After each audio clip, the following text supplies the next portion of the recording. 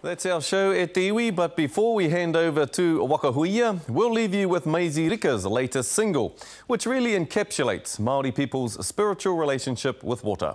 Nō reira ko te au o mihi, te rere atu nei te mātā puna o te aroha ki o koutou, kia ai o te hone moana, kia ai o te rā.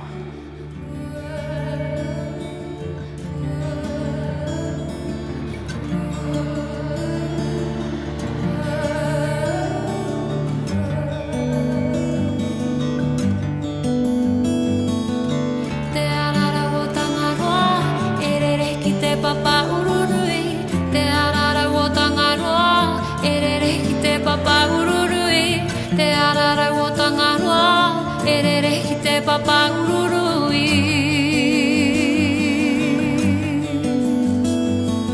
Tahora nui,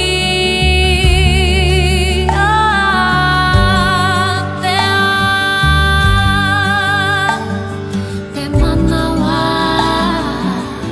o te moana.